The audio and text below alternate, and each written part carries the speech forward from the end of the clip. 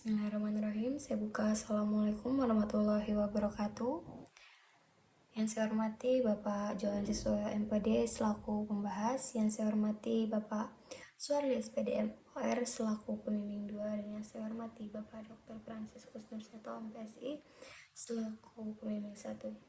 Sebelumnya izin perkenalkan diri, nama saya Tiara Nabila Putri dengan NPM 2213051082.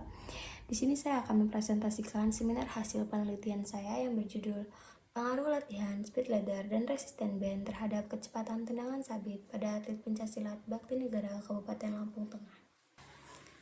Di mana penelitian yang sudah saya lakukan ini menggunakan metode eksperimen untuk melihat pengaruh dari suatu perlakuan yaitu speed ladder dan juga resisten band terhadap kecepatan tendangan sabit pada atlet pencaksilat Bakti Negara.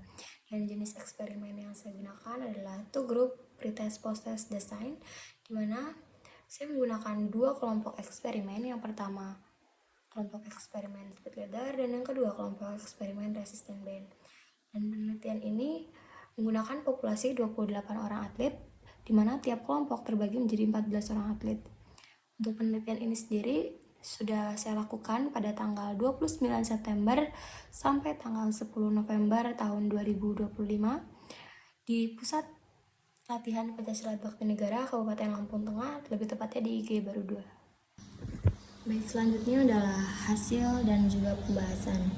Hasil pretest dan proses pada kelompok eksperimen speed ladder menghasilkan pada pretest kelompok speed ladder menghasilkan nilai mean sebesar 0,431, median 0,415, modus 0,390, standar deviasi 0,040, nilai minimum 0,490, dan nilai maksimum 0,380. Sementara pada post-test, kelompok speed ladder menghasilkan nilai mean sebesar 0,361, median 0,370, modus 0,380, standar deviasi 0,30, nilai minimum 0,410, nilai maksimum 0,310.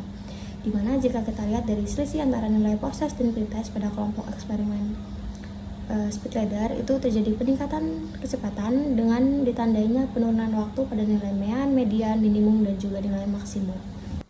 Selanjutnya adalah hasil pretest dan post-test pada kelompok eksperimen resisten band, di mana pada pretest kelompok eksperimen resisten band menghasilkan nilai mean sebesar 0,430, median 0,415, modus 0,400, standar deviasi 0,041, nilai minimum 0,500, dan nilai maksimum 0,380. Sementara pada post-test kelompok resisten band menghasilkan nilai mean sebesar 0,354, median 0,360, modus 0,310, standar deviasi 0,036, minimum 0,420, dan nilai maksimum 0,310. Jika kita lihat juga pada kelompok resisten band terjadi peningkatan kecepatan dengan ditandainya penurunan waktu pada nilai mean, median, minimum, dan juga nilai maksimum. Selanjutnya yaitu kategori hasil pretest dan post-test pada kelompok eksperimen speed ladder, di mana pada pretest kategori sangat baik dan baik masih 0, kategori cukup ada 7 orang atlet, kategori kurang ada 5 orang atlet, dan kategori sangat kurang ada 2 atlet. Sementara pada post-test meningkat menjadi kategori sangat baik terdapat 2 atlet, kategori baik terdapat 4 orang atlet, kategori cukup terdapat 8 orang atlet. Sementara pada kategori kurang dan sangat kurang tidak terdapat atlet. Adapun kategori hasil pretest dan post-test pada kelompok eksperimen resisten band, di mana kategori sangat baik pada pretest, di mana pada pretest kategori sangat baik dan baik itu masih 0, kategori cukup 7 orang atlet, kategori kurang 4 orang atlet, dan kategori sangat kurang ada 3 orang atlet. Sementara meningkat pada post-test, di mana kategori sangat baik terdapat 4 orang atlet, kategori baik terdapat 5 orang atlet, kategori cukup terdapat 4 orang atlet, sedangkan kategori kurang masih terdapat 1 atlet. Jika kita lihat dari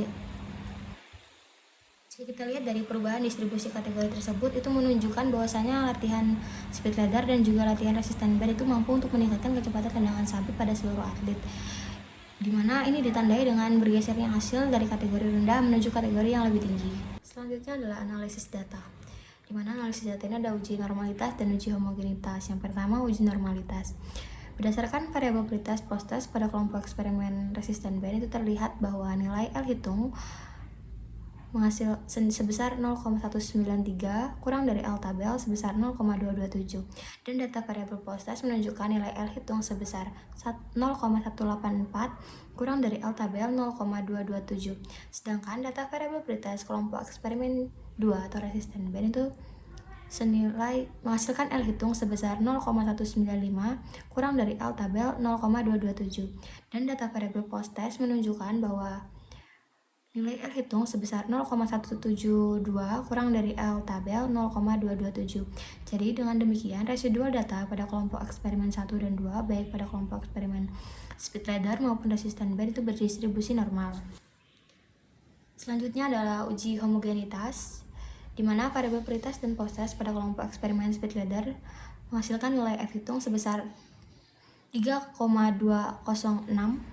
kurang dari F tabel 4,225 dan data variabel pretest dan post test pada kelompok eksperimen 2 atau resisten band menunjukkan nilai F hitung sebesar 0,906 kurang dari F tabel 4,225. Maka dapat disimpulkan bahwa seluruh data variabel baik data variabel kelompok eksperimen 1 speed ladder maupun kelompok eksperimen 2 resisten band itu berasal dari varian yang sama atau berdistribusi homogen. Selanjutnya adalah uji hipotesis. Yang pertama adalah uji pengaruh. Berdasarkan hasil uji hipotesis, diketahui bahwa pada kelompok eksperimen speed ladder diperoleh nilai T hitung sebesar 7,462 lebih besar dari T tabel 2,160 yang artinya pada kelompok eksperimen speed ladder itu terdapat pengaruh yang signifikan. Sementara itu, pada kelompok eksperimen resisten band diperoleh nilai T hitung sebesar 7,702 lebih besar dari T tabel sebesar 2,160. Sehingga pada kelompok resisten band juga terdapat pengaruh yang signifikan terhadap peningkatan kecepatan tendangan sabit. Selanjutnya hipotesis yang kedua yaitu uji beda, di mana uji ini untuk mengetahui perbedaan antara latihan dari kelompok speed ladder dan kelompok latihan resisten band. Diperoleh nilai T hitung sebesar 0,628 kurang dari T tabel 2,056 yang berarti tidak terdapat perbedaan antara hasil post test kelompok speed ladder dan kelompok resisten band.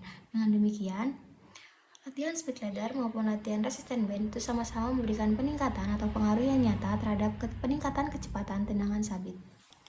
Selanjutnya yaitu pembahasan di mana hasil penelitian ini menunjukkan bahwa terdapat pengaruh antara latihan speed ladder dan resisten band terhadap peningkatan kecepatan tendangan sabit pada atlet pencaksilat Bakti Negara Kabupaten Lampung Tengah, di mana hasil dari uji pengaruh pada latihan speed ladder memberikan peningkatan kecepatan tendangan sabit pada atlet dengan nilai T hitung sebesar 7,462 lebih besar dari T tabel 2,160. Sementara itu, pada kelompok resisten band juga memberikan peningkatan kecepatan dengan nilai T hitung sebesar 7,702 lebih besar dari T tabel 2,160. Yang berarti pada kelompok latihan speed ladder dan resisten band itu sama-sama memberikan peningkatan atau perubahan terhadap kecepatan tendangan sabit. Selanjutnya pada penelitian ini juga menunjukkan bahwa dari hasil uji beda pada kelompok speed ladder dan resisten band itu menunjukkan bahwa nilai T hitung sebesar 0,628 kurang dari T tabel 2,056 yang berarti tidak terdapat perbedaan yang signifikan antara latihan speed ladder dan resisten band dalam meningkatkan kecepatan tendangan sabit. Selanjutnya yaitu kesimpulan. Berdasarkan hasil uji penelitian yang telah saya lakukan, dapat kita simpulkan bahwasanya terdapat pengaruh antara latihan speed ladder dan juga resisten band terhadap kecepatan tendangan sabit pada atlet pencaksilat Bakti Negara Kabupaten Lampung Tengah. Hasil penelitian ini membuktikan bahwa di mana pada kelompok speed ladder memberikan pengaruh terhadap kecepatan tendangan sabit pada atlet pencaksilat Bakti Negara. Hal ini ditandai dengan adanya peningkatan pada hasil pretest dan juga post test pada kelompok speed ladder. Temuan ini sejalan dengan pendapat Brown dan Ferrigno tahun 2015 yang menyatakan bahwa latihan speed ladder mampu meningkatkan kelincahan, neuromuskular, koordinasi, dan juga kecepatan gerak kaki. Yang kedua, di mana pada kelompok resisten band juga memberikan pengaruh terhadap kecepatan tendangan sabit pada atlet pencaksilat Bakti Negara. Hal ini juga ditandai dengan peningkatan pretest dan post test. Temuan ini juga mendukung pernyataan Araujo et al. Tahun 2018 yang menyatakan bahwa resisten band efektif untuk meningkatkan kekuatan dan daya ledak otot secara progresif. Sehingga Peningkatan kekuatan dan daya ledak otot tersebut mempengaruhi kecepatan tendangan. Selanjutnya yang ketiga, dari hasil pengaruh kedua kelompok dapat kita simpulkan bahwa tidak terdapat pengaruh atau perbedaan secara signifikan baik pada kelompok speed ladder maupun pada kelompok resisten band. Meskipun kedua jenis latihan memiliki karakteristik stimulus yang berbeda, akan tetapi speed ladder maupun resisten band sama-sama meningkatkan kecepatan tendangan sabit pada atlet. Walaupun speed ladder lebih menekankan pada kecepatan dan juga koordinasi gerak, sementara resisten band berfokus pada kekuatan otot, tungkai, akan tetapi keduanya mengarah pada peningkatan aspek biomekanika yang sama, yaitu percepatan ayunan kaki. Dengan demikian, hasil penelitian menunjukkan bahwa latihan speed ladder dan resisten band itu sama-sama efektif dalam meningkatkan kecepatan tendangan sabit pada atlet, termasuk atlet pencaksilat bakti negara. Selanjutnya yaitu saran. Yang pertama, bagi pelatih, disarankan untuk menjadikan latihan speed ladder maupun resisten band sebagai bagian dari program latihan rutin karena keduanya terbukti efektif dalam meningkatkan kecepatan tendangan sabit.